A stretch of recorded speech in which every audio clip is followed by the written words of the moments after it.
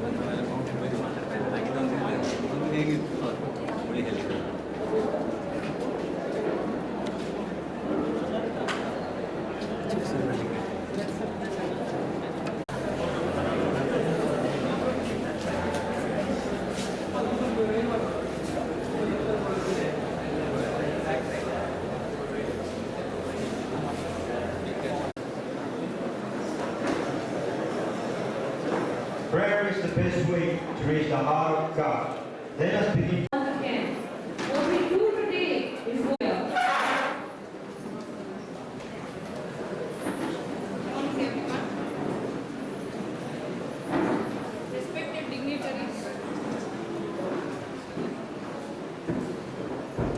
Respected dignitaries, honored of the dais, to serve Srishtika as a body of Students Innovative Civil Association. I am happy to say that students of Civil Engineering Department and my dear colleagues have put in lot of efforts to move the Srishtika inauguration a colorful and meaningful event. It's indeed my pleasure and privilege to welcome. I would like to take this opportunity to welcome the principal of our college, Dr. Sri Prakash B, to this august gathering.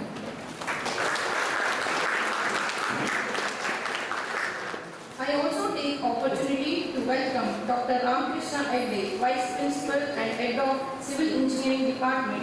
I welcome Faculty Advisor Dr. Nagaraja A, who has provided constant guidance and support.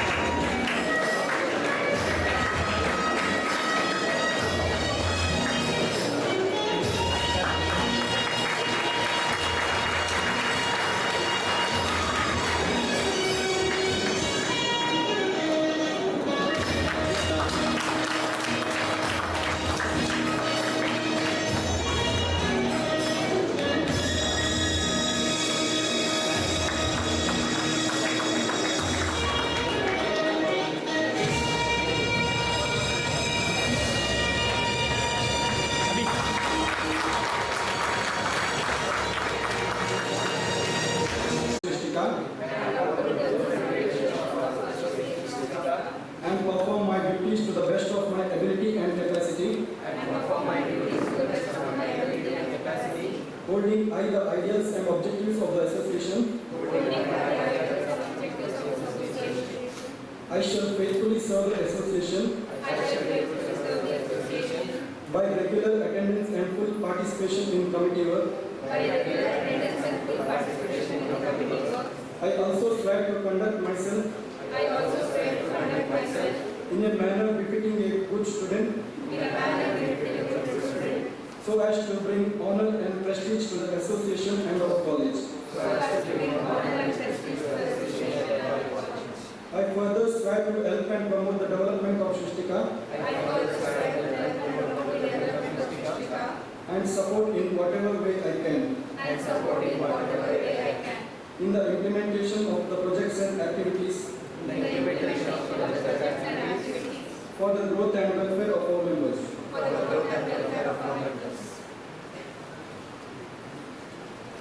He has been awarded with the prestigious Aryabhatta Award in the year 2013 for his outstanding contribution towards the social activities in Grand Council Builder, Bengaluru, Ravindra Kalakshetra. 25th of May 2013, he has been taken the charge as the President of Redai, Mangaluru, Dakshin Kannada District, and at current he is the Joint Secretary of Redai, Karnataka State. Sri Pushparaj functions of the nation. The contribution of Sri Pushparaj Jain not only to the field of civil engineering. Srinivas engineering ಕಾಲೇಜಲ್ಲಿ civil engineering ಪದವಿ ಮಾಡ್ತಾ ಇದ್ದೇವೆ. ನಮ್ಮ ದೇಶದ ಅಭಿವೃದ್ಧಿ ಅಥವಾ ಯಾವುದೇ ನಗರ ರಾಜ್ಯ ಅಭಿವೃದ್ಧಿ ಆಗಬೇಕಾದ್ರೆ ಸರ್ಕಾರ ಮತ್ತು ಸಿವಿಲ್ ಇಂಜಿನಿಯರ್ಸ್ ಒಂದು ಮುಖ್ಯವಾದ ಭಾಗ.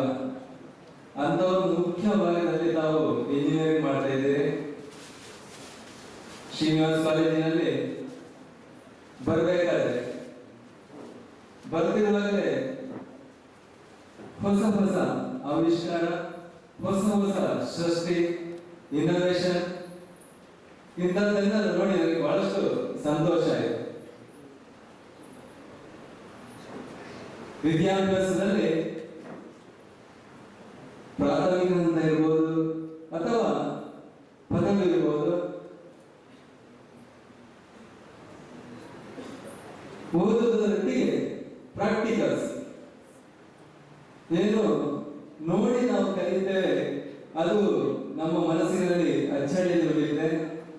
ಆ ರೀತಿಯಲ್ಲಿ ಇವತ್ತು ಷಷ್ಠಿಕದ ಮುಖಾಂತರ ಈ ಕಾಲೇಜಿನಲ್ಲಿ ಈ ಡಿಪಾರ್ಟ್ಮೆಂಟ್ ನಲ್ಲಿ ಬಹಳಷ್ಟು ನಮ್ಮ ದೇಶ 21ನೇ ಶತಮಾನ ನಮ್ಮ ಪ್ರಪಂಚದಲ್ಲಿ ಭಾರತದ ಶತಮಾನ ಅಂತ ಘೋಷಿಸಲ್ಪಟ್ಟಿರುವಂತಹ ಸಂದರ್ಭದಲ್ಲಿ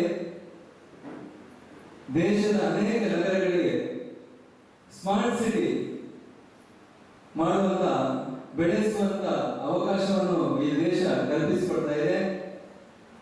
ಆ ಚಿಂತನೆಯೊಂದಿಗೆ ಇಲ್ಲಿ ಬಂದು ನೋಡಬೇಕಾದ್ರೆ ಈ ಶ್ರೀನಿವಾಸ ಕಾಲೇಜಿನ ವಠಾರದಲ್ಲಿ ಒಂದು ಮಾಡೆಲ್